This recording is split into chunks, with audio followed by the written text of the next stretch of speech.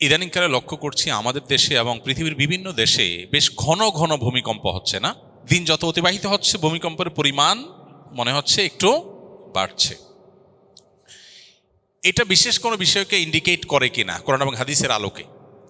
কোরআন এবং হাদিস বিশ্লেষণ করলে আমরা দেখতে পাই যে সহিহ বুখারীর একটা হাদিস আছে, নবী করিম সাল্লাল্লাহু আলাইহি ওয়াসাল্লাম বলেছেন, লা তাকুমুস সাআহ, কিয়ামত ততক্ষণ পর্যন্ত কায়েম হবে না হাত্তা ইউরফা আল ইলম আও হাত্তা ইউকবাদ আল ইলম, যতক্ষণ পর্যন্ত পৃথিবী থেকে জ্ঞান তুলে নেওয়া হবে না। জ্ঞান বলতে কোরআন হাদিসের জ্ঞান, ইলম।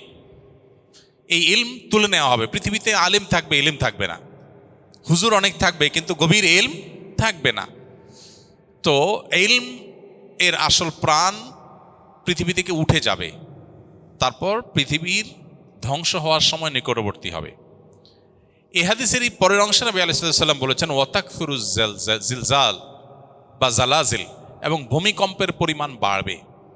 কিয়ামত নিকটবর্তী হওয়ার আলামত হলো যে পৃথিবী থেকে এলেম উঠে যাবে, ভূমিকম্পের পরিমাণ বাড়বে। ওয়াতাকফিরুল ফিতান, এবং ফিতনার পরিমাণ বাড়বে।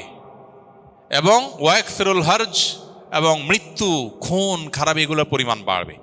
এই হাদিসের মধ্যে, যেটি বুখারীতে বর্ণিত হয়েছে, এই হাদিসের মধ্যে পরিষ্কারভাবে বোঝা গেল পৃথিবীর বয়স, আয়ু শেষ হয়ে কিয়ামত নিকটবর্তী হওয়ার আলামত, ছোট আলামত আছে প্রায় 130টার বেশি। এটা নিয়ে আমাদের ছোট্ট একটা ছোটি বই আছে, সৌদি আরবের শেখ মোহাম্মদ আল আরিফি, ওনার একটা বই আছে, ওইটার আলোকে বইটা লেখা আমাদের অনেক আগে। ওখানে কিয়ামতের 141 আলামত নামে ছোট্ট একটা ছোটি বই ছিল, বইটা আমরা আবার প্রকাশ করবো ইনশাআল্লাহ। এই বইয়ে ওই 131 যে ছোট আলামত আছে, ছোট আলামত বলতে যেগুলো অনেক আগে থেকে দেখা দিবে, এই আলামতগুলোর ভিতরে একটা এই হাদিসের আলোকে উল্লেখ করা হয়েছে যে পৃথিবীতে ভূমিকম্পের পরিমাণ বাড়বে কিয়ামতের আগে। কিয়ামতের সময় কাছাকাছি আসলে যত কাছাকাছি হবে ভূমিকম্পের পরিমাণ বাড়বে। বৈজ্ঞানিক বহু ব্যাখ্যা আছে, কিন্তু কোরআন এবং হাদিস যখন বলে কোনো কিছু এবং সেটা যখন বাস্তবে খাটে, এটার বৈজ্ঞানিক কোনো ব্যাখ্যা খুঁজে পাওয়া যায় না। পৃথিবীতে 500 বছর আগে এটা হয় না, এখন কেন হয়েছে? অনেক উত্তরই সায়েন্স বা বিজ্ঞান দিতে পারবে না, কিন্তু কোরআন হাদিসে বলা আছে কি আমাদের আগে এখন এটা হবে, তখন এটা হবে। এগুলোর বেশিরভাগ, এই যে নবী সাল্লাল্লাহু আলাইহি ওয়াসাল্লাম যে সময় ভবিষ্যদ্বাণী করে গেছেন 131টা কিয়ামতের আগে, এর বেশিরভাগ কিন্তু ঘটে গেছে, এর বেশিরভাগ বাস্তবায়িত পৃথিবীতে হয়ে গেছে। এটাই হলো তার আল্লাহর নবী এবং রাসূল হওয়ার অনেক বড় একটা প্রমাণ। তো যাই হোক, পৃথিবীতে এই যে আপনার ভূমিকম্পের পরিমাণ বাড়বে, এটা কিয়ামতের আলামতের মধ্যে থেকে একটা। আমাদের উচিত হলো ইস্তেগফার করা, আল্লাহর দিকে ধাবিত হওয়া, নির্মাণ সংক্রান্ত যে সমস্ত নীতিমালা আছে, গাইডলাইন আছে, সেগুলোকে ফলো করা।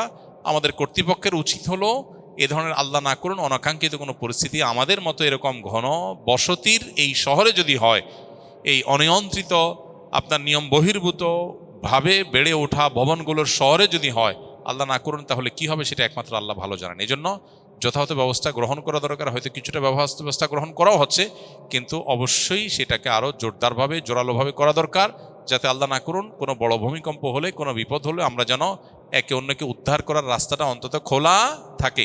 এক্ষেত্রে নির্মাণ বিধিটা আমাদের সবারই মেনে চলার চেষ্টা করা দরকার। আপনারা যে মসজিদে বসে আছেন, আসুন্নাহ ফাউন্ডেশন মসজিদ কমপ্লেক্স, আলহামদুলিল্লাহ, এই মসজিদ নির্মাণের শুরুর দিকে যখন আলোচনা হয় যে আমরা এটাকে কিভাবে নির্মাণ করব, তখন আমাকে অনেকে বলেছিল যে ঢাকায় মসজিদগুলোর জন্য প্ল্যান পাস করতে হয় না, রাজুক থেকে প্ল্যান পাস করতে হয় না, আমরা এটার জন্য প্ল্যান পাস করার দরকার নাই, যে পরিমাণ জায়গা ছাড় দিতে হয় এগুলো মসজিদের জন্য লাগে না, কেউ দেখতেও আসে না, এটা নিয়ে কড়াকড়িও করে না, এটা সয়ে নেয়, সহনীয়। এটা আমি বললাম না, এটা আমি কেন করব?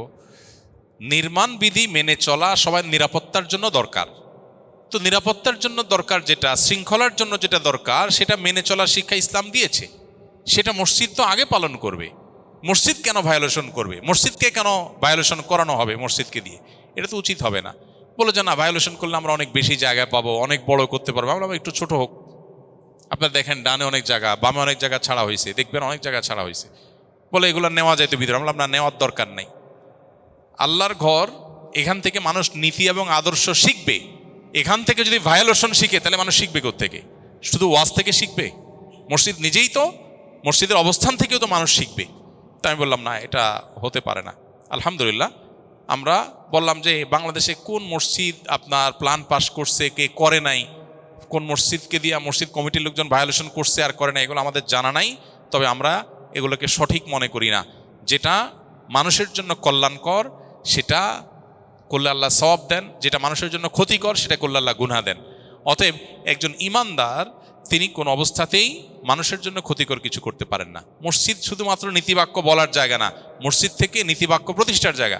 আমি গ্রামে গিয়েছি গত 4-5 দিন আগে, চেয়ারম্যান সাহেব আসছে দেখা করতে। চেয়ারম্যান সাহেব আমাকে বলল, ভাই একটা বিপদ। কি? বলে যে আমাদের ইউনিয়নের ঠিক বর্ডারে পার্শ্ববর্তী ইউনিয়নের একটা কেস আমার কাছে আসছে। তো সেখানে এলাকার লোকজন একজন অসহায় মহিলা, তার জায়গা কিছু একটু ঝামেলা জায়গাতে আছে, ঝামেলা আছে দেখে ওইটাতে মসজিদ বানায় ফেলছে। এখন সবাই নামাজ কালাম পড়তেছে, মহিলা ভয়ে তো আর কিছু করতে পারে না। ওটা এখন মসজিদ হওয়ার কারণে সবাই ওইটার প্রতি খুব সিম্প্যাথি, হ্যাঁ মসজিদের জায়গা রক্ষা করতে হবে, তাহলে আল্লাহ খুশি হবে। মসজিদের জায়গা রক্ষা করতে গিয়ে যদি মহিলার 2টা ধাক্কাও দেওয়া যায়, যেহেতু আল্লাহর ঘরের জন্য লড়াই করবো, তাহলে কি হবে? আল্লাহ খুশি হবে। তো চেয়ারম্যান সাহেব আমার কাছে আসছে, ভাই এই হলো ক্রাইসিস এলাকাতে। আমি বলি যে আল্লাহ তো খুশি হবে না, আল্লাহ মায়ের 2টা বাড়াই দিবে, ওইটারে সম্ভাবনা আছে। কেন? কারণ আল্লাহ যদি জিজ্ঞেস করে, বেটা তুই নিজের জন্য চুরি করলে একটা ব্যাপার হইতো, তুই আমার ঘরের জন্য চুরি করছস, মানে মসজিদে তুই আসামের কারগা দরকার আছে, তো মাইতো তো ডাবল হবে। সারা জীবন আকাম কুকাম করে চুরি ডাকাতি দুর্নীতি 2 নম্বরই সুদ ঘুষ খায়া পেটে বদহজম করে এরপরে বুড়া বয়সে মসজিদ কমিটির সদস্য হইয়া মনে করে সারা জীবন তো নিজের জন্য করলাম, এটা আল্লাহর জন্য করি। তাইলে যদি কাটাকাটি হয় মায়ের আরো বরং ডাবল পড়বে। খুবই জঘন্য কথা। বেশিরভাগ মসজিদ কমিটির লোকেরা এই বিষয়গুলোকে খেয়াল করেন না, তাদের উচিত আল্লাহকে ভয় করা।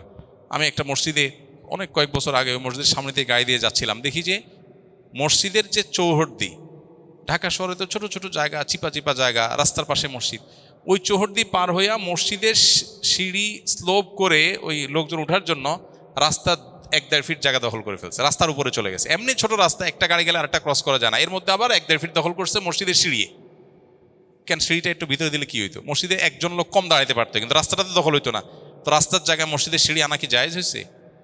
এই রাস্তা তো মসজিদের জন্য, রাস্তা তো চলাচলের জন্য। এখন মসজিদ কেউ কিছু বলবে না, কমিশনার সাহেব কিছু বলবে না, কেউ ভয়ে বলবে না, সেজন্য আপনি দখল করলেন। এ তো মাস্তানি। মাস্তানি যদি মসজিদে দিয়ে করেন তাহলে মানুষ শিখবে কোন জায়গা থেকে? খুবই জঘন্য কথা। আপনারা যদি কোনো মসজিদ মাদ্রাসার সাথে জড়িত থাকেন, খবরদার, মসজিদ মাদ্রাসা দিয়ে মানুষের হক নষ্ট করা যাবে না। এসব জায়গা থেকে নীতি আদর্শ সবার আগে চর্চা হইতে হবে। আমরা এই জন্য আমাদের মসজিদ কমপ্লেক্স আলহামদুলিল্লাহ রাজুক থেকে প্ল্যান পাস করে, আমি বলছি প্ল্যান যেভাবে পাস হয়েছে ঠিক সেভাবে বাস্তবায়ন করতে হবে, এক চুল হেরফের করা যাবে না। কারণ আমরা নিয়ম ভাঙতে চাই না, আমরা নিয়ম গড়তে চাই। এই যে বাংলাদেশের ড্রাইভিং স্কুলগুলোতে কয়টা ড্রাইভিং স্কুলে 60 ঘন্টা প্র্যাকটিক্যাল করানো হয় গাড়িতে? কয়টা? খবর নিয়ে দেখেন, একটাও পান কিনা? কয়টা আছে দেখেন, বাইর করতে পারেন কিনা? আলহামদুলিল্লাহ আমরা আমাদের ড্রাইভিং স্কুলে 60 ঘন্টা সরকারের নিয়ম প্র্যাকটিক্যাল করতে হয়, 60 ঘন্টায় আমরা প্র্যাকটিক্যাল করি আলহামদুলিল্লাহ। তো আমরা চেষ্টা করি নিয়ম ভাঙার দেশে নিয়ম রক্ষা করার। আল্লাহ তাআলা আমাদেরকে নিয়ম মানার সংস্কৃতিতে আসার তৌফিক দান করুন। তো যেটা বলছিলাম ভূমিকম্পের ব্যাপারে, যে কিয়ামতের আলামত সমূহের মধ্যে থেকে একটা, আমাদের উচিত সতর্ক হওয়া, আমাদের উচিত সচেতন হওয়া, নির্মাণ বিধি মেনে চলা, এবং সরকার এবং সংশ্লিষ্ট দুর্যোগ মন্ত্রণালয় সহ কর্তৃপক্ষের কর্তব্য হলো আল্লাহ না করুন বড় কোনো বিপদের আশঙ্কা যেটা দীর্ঘদিন থেকে করা হচ্ছে, যদি এরকম কিছু হয় অন্তত উদ্ধার কাজ যেন চলে, সেজন্য যথাযথ ব্যবস্থা গ্রহণ করা। আল্লাহ তাআলা আমাদেরকে সেই তৌফিক দান করুন। জাযাকুমুল্লাহ খাইর। সুবহানাল্লাহ ওয়া বিহামদিহি, সুবহানাকাল্লাহুম্মা ওয়া বিহামদিকা, আশহাদু আল্লা ইলাহা ইল্লা আনতা, আস্তাগফিরুকা।